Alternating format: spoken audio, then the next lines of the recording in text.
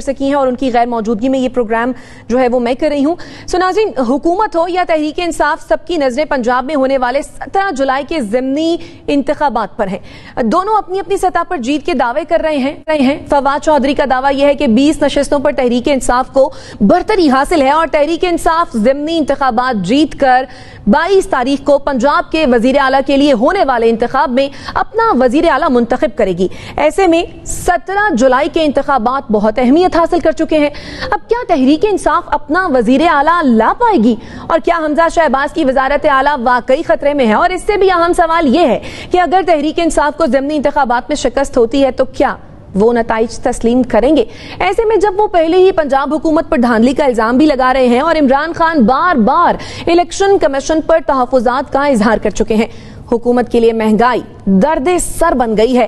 کیا یہ مہنگائی آمدہ ضمنی انتخابات میں حکومت کے لیے مشکلات بن سکتی ہے؟ یہ ہیں وہ سوالات جو آج ہم اپنے پروگرام میں اٹھائیں گے، اور ان سوالات پر بات کرنے کے لیے جو ہمارے ساتھ موجود ہیں مہمان، ان کا تعارف میں آپ سے کروا دیتی ہوں. ہمیں جوائن کیا ہے تجزیہ کار محسن بیگ صاحب نے، اس کے ساتھ ساتھ بریگیڈیئر ریٹائرڈ حارث نواز صاحب نے ہمیں جوائن کیا ہے، اور ہمیں جوائن کیا ہے اویس توحید صاحب نے بھی.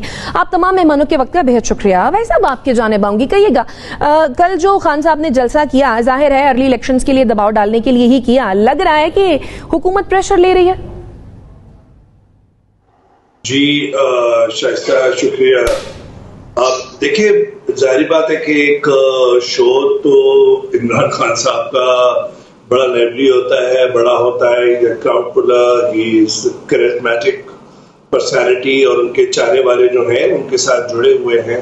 اور خاص طور پہ جب سے حکومت کی رخصتی ہوئی ہے اس کے بعد انہوں نے ایک بیانیہ، چاہے مجھے اس سے اختلاف ہو بیانیے سے، لیکن خان صاحب جو ہے ایک کراؤڈ پلر ہیں. اور بھی شو، کل کا شو ٹھیک تھا. کل کا شو مجھے یہ لگتا ہے کہ ظاہری بات ہے کہ حکومت پریشر میں ہے، وہ اب مہنگائی کے پریشر میں ہے، وہ معاشی مسائل کے پریشر میں ہے.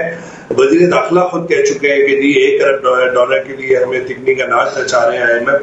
اب وزیر داخلہ کو اول تو اس طرح کے اسٹیٹمنٹ دینے سے گریز کرنا چاہیے جب آپ کی پوری معیشت کے لیے پوری ٹیم ہے جو نیگوشیٹ کر رہی ہے IMF سے. دوسری بات یہ کہ اگر آپ اسٹیٹسٹک دیکھیں تو ہوش ربا اضافہ ہوا ہے، اور 2008 کے بعد سے 20% سے زیادہ انفلیشن بڑھی ہے. اور جو کھانے پینے کی اشیاء ہیں اس کے اندر یہ انفلیشن 25% کے قریب ہے، 23-24% کے قریب ہے. اور ہر ہفتے یعنی کہ گھی اور ایڈیبل جو آئل ہے، یہ چونکہ امپورٹ پہ پابندی لگائی ہے اور انڈونیشیا سے اور یہ فار ایسٹ سے ہمارے یہاں زیادہ امپورٹ ہوتا ہے، ہر ہفتے اس کا اضافہ ہو رہا ہے. ظاہر بات ہے کہ ہولڈرز بھی اس میں موجود ہیں جو اس ایسے ٹائم سے، ایسے وقت سے فائدہ اٹھاتے ہیں. تو اس کا مطلب یہ ہے کہ ابھی تک IMF کی فائنل نہیں ہوئی ہے ڈیل شائستہ، اور حکومت مسائل کا شکار ہے.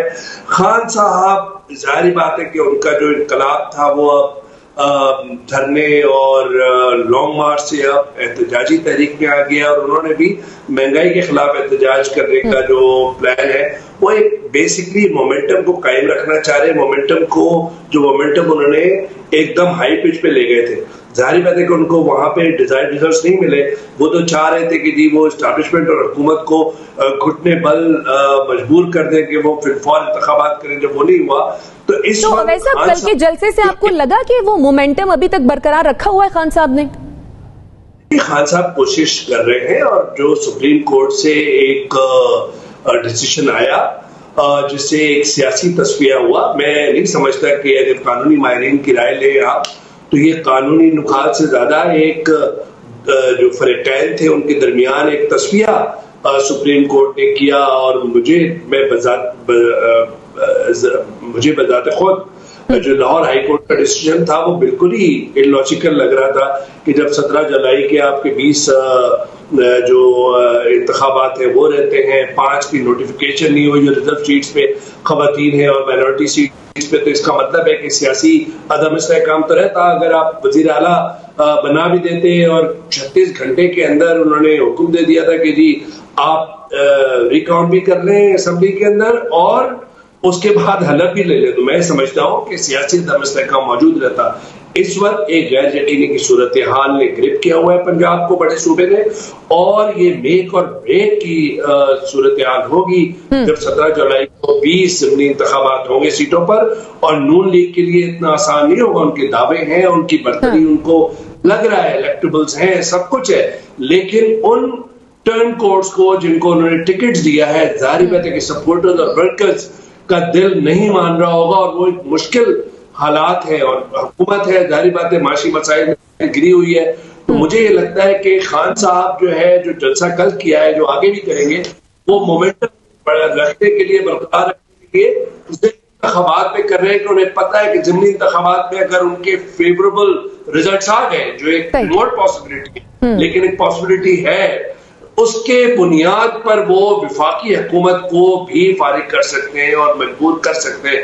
تو ایک میک اور بریک کی صورتحال ہے, غیر یقینی کی صورتحال ہے, سیاسی عدم استحکام ابھی بھی برقرار ہے, اور ریزلٹس جو بھی آئیں گے اس کے بعد بھی یہ دیکھنا ہوگا کہ کیا تحریک انصاف اسی طرح ریگنگ کا الزامات لگائے گی یا نون لیگ اس کو قبول کرے گی نہیں کرے گی. تو غیر یقینی کی صورتحال تو برقرار رہے گی. ٹھیک, غیر یقینی کی صورتحال تو برقرار رہے گی. بریگیڈیئر صاحب, جیسا کہ اویس توحید صاحب نے بھی کہا اور ہمیں نظر بھی آ رہا ہے کہ پریشر تو حکومت پر ہے, اب بھلے وہ انفلیشن کا ہو, بھلے وہ خان صاحب کا ہو.